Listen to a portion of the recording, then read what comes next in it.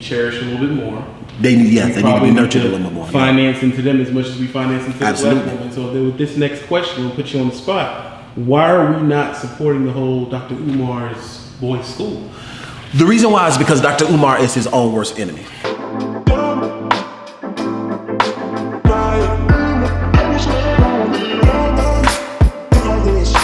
Oh, what is this? What do you do? Well, so for people who watch this for the first time and they don't know who I am, my name is E.DeanCole, and I own E.DeanCole Financial. That is a consulting firm, specializes in working capital, alternative finance, and business credit development. And so I actually created DCFI Online, which stands for E.DeanCole Financial Institute Online, where it's an online course that teaches people how to build their personal credit, how to build their business credit, how to establish a business and start a business, if they want to create a 501c3 or a nonprofit and get government grants. My online course teaches people how to do that. That's what I do. And that's what you do for a living, and you've been able to make a pretty decent living off doing this. It's what some would say. Some would say decent. What some would say is decent. Jehovah been good to me. Modest, Jehovah been good to me. I was just saying, you can always sell that Mercedes you got. Okay, Dean, we're going to jump right on into it. Mm-hmm. I talked to Tiffany Hammer. Okay. And I told her that the truth about it is that black women, women, because it's actually women, period. Okay. Women, period, are doing better than men right now. Facts. From a credit standpoint, from climbing the corporate ladder standpoint, from Facts. how long they stay on the job standpoint, True. and the homeowner numbers are terrible. Facts. Yeah. Can you tell me why that's why are they beating us out? Well, I think because if I could just be real frank about it. Be frank as you know. And so because I see a lot of the loan applications and I see a lot of the financial aspect of things, the reality is there's a such thing as white privilege, and then there's woman privilege, and then there's just the black man. Mm-hmm. And a lot of times people don't talk about the woman privilege. So like girl power is very huge, women rock is very huge, like black girl magic is huge. Yes. And there's nothing against that. At the same time, there has been an influx in the feminist movement. There's been an influx in the educated black woman. Mm-hmm. And so because of those things, that has trickled down into them getting a lot more ahead. And there's nothing wrong with that at all. It's just the facts of life. So when when Ray trying to figure out when he can get the next pair of Jordans, you got Rachel trying to figure out how she can start her own clothing line. Where you might have Daquan trying to figure out how many chicks he can screw. You might have Deja trying to figure out how she's going to pay for her master's degree. You dig what I'm saying? So priorities are different. And so what happens is that success is not a happenstance. I know a lot of time people think, oh, I got to be an NBA player, or I got to be a rapper, I got to hit it big, or I got to, hit the lottery. But no, you can be successful growing a business, starting a business, living life. And that's why I am as flashy, quote unquote, as I am, is because people need to see that I did it, and I'm not an NBA star, NFL star, even though people think I am. Mm-hmm. And I did it not as a drug dealer or a rapper. I did it by starting a consulting firm, and they can do that exact same thing. You went to college like they did. No, I didn't. I didn't go to college. You didn't go to college. You nope. did it off self-education. Self-education and credentials. So what I did was I went after certain certifications and certificates because college wasn't my thing. My brother got a full ride because he was a football star, and so he ended up going to the league. Whereas with me, I didn't even think I could go to college. Like it wasn't even an option for me. I just at the age of 16, I lucked up and I found a job that gave on-the-job training. And that allowed me to kind of climb the corporate ladder, and that's what allowed me to get my foot in the door when it came to real estate and finances. And so when I turned 19, I bought my first piece of property. I found a mentor. So what it was I wanted the knowledge, so I went after it. You dig what I'm saying? How do we get the priorities of the young black males in the same wheelhouse as the black women? Well, one thing is, and I'm guilty of it too. Well, I can't say I'm guilty of it too because I don't have a son. Whereas I've heard it said, and I believe it's true, is that that we raise our daughters, but we just allow our sons to exist. And so I'm very protective of my precious. You dig what I'm saying?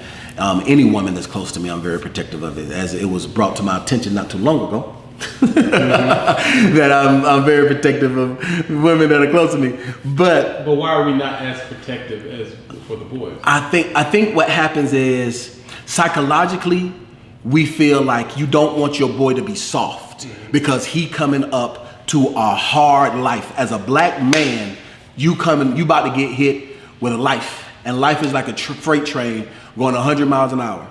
I mean, it is powerful. So I think we don't want to make our boys soft, but in actuality, a man, he might be more hard or more tough on the outside, or he might have more endurance on the outside, but he doesn't have the longevity to achieve his goals. You know what I mean? You teach your girls how to read because you don't want her to be on the pole. You don't want her to be loose. You want to keep her in the house. You want to keep her safe. So you have to, what you want to do is you want to foster the things that they find enjoyment in that is different from twerking and stripping and all of that other stuff. You want to keep, Can't be on the pole. Can't be on the pole. No, it can't be on the pole. That's can't be pretty twerking. much, if your daughter's on the pole, that's pretty much means you're a failure. A failure, yeah, you're a failure to dad. Now,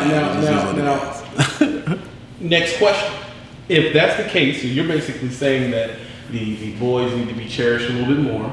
They need to be nurtured a little bit more. Finance into them as much as we finance into the Absolutely. black woman. So with this next question, we'll put you on the spot. Why are we not supporting the whole Dr. Umar's boys' school? The reason why is because Dr. Umar is his own worst enemy. Okay, now it's getting real. He is. You know what I'm saying? So Said by E.DeanCole. yeah. So I look at Dr. Umar as a contemporary because I'm about to speak at the National Black Men's Convention in DC. I told you about that, right? Yes, you did. So I'll be speaking with Dr. Boyce Watkins, Claude Anderson, Malik Ali Shabazz. And Dr. Umar is supposed to be there. He should be there. When I say he's supposed to be there, not meaning that he got an invite and he's not coming. What I mean by that is that he's supposed to be in that seat. But what happens is that he isolates himself, and his arrogance is what keeps him bound. So the idea that he wants to do is phenomenal. The idea that he wants to do is great, but his personality driving it is the problem. So that's the reason why a lot of people aren't supporting Dr. Umar. I'm not gonna lie. I like what Dr. Umar. I like a lot of what Dr. Umar said. I love 97% of what Dr. Umar do.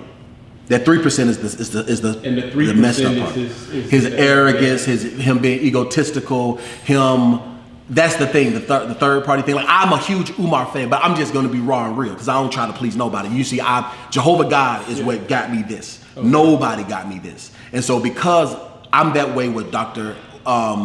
Boyce Watkins, because I'm about to speak with him, and I was very true and honest about what happened with him not too long ago with the Asian company thing. You know what I'm saying? So I don't scratch my head unless it itch. I don't dance unless I hear music, and I'm not trying to be anybody's friend. You dig what I'm saying? So I can give it to you all the way straight. And because I'm not in competition with any of them, because they can't do what I do, there is no competition, I can be as frank about it. So that being said, I love 97% of what Dr. Umar does. I follow him, I support him, all of that stuff. But it's just that you think that that's just the real answer to what you shoot yourself in the foot. Yes. But okay, let's take the man out of it. Yeah. The idea. The idea is wonderful. Is the idea of that school that he was talking about, is it sound? Yes, it needs to be it needs to happen, and it's sound. There are so many different girls' schools and Catholic schools. The only thing that is reminiscent of that is military school for boys. Think about the mindset of that. It's just like when it comes to Caucasian men who commit crime and African American men who commit crime. When a Caucasian man commits crime, he's mentally ill. Needs help. He needs help. He goes to rehab. He goes to a psychiatric center. But when the black man messes up, where does he go? Prison. It's the same thing with the epidemic of meth and crack. It's the exact same thing. They were morally wrong, super predators. Yep. With the meth epidemic, they need counseling. No, what's that? Rehab. Rehab. It's the exact same thing. That makes but sense. So that is the same energy that it comes when it comes to black boys, or just when it comes to boys and girls. When it comes to girls, they want to foster, they want to do an environment that's that's productive. When it comes to boys, they feel like they have to be a lot more strict. Thus, military school, which has a lot of similar characteristics like prison does. Now, Dr. Umar says that there is a attack. It is. He said there's an attack on the black boys. An attack on black boys. It is. And the fact that most teachers are middle-aged white women. Yes. I don't think I know that I'm not a conspiracy theorist, that I'm not going to go as far as to say that it has been orchestrated or contrived to put middle-aged white women in that role.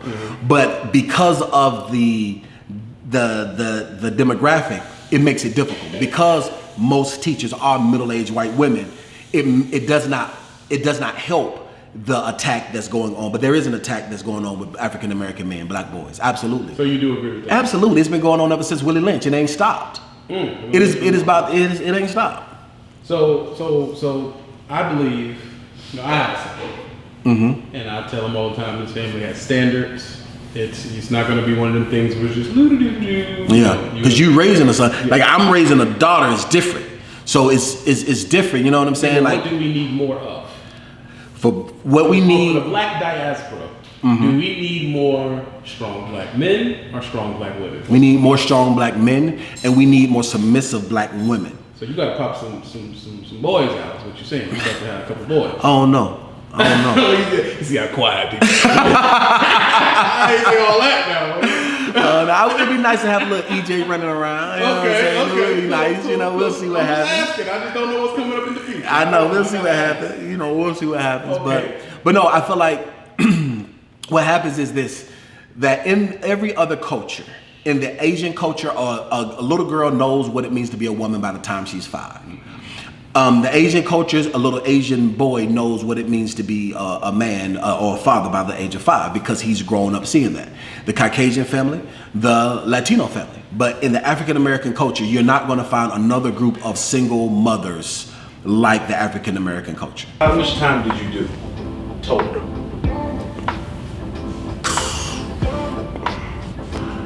I say about 10, 11 years. I mean, I sit down and count that. I'm old. I know the last bid I did, my Fed bid was 6. I did 3 in the state for that. I did 2 as a junior, a year for that. About 10 years. Let's start with the sentencing.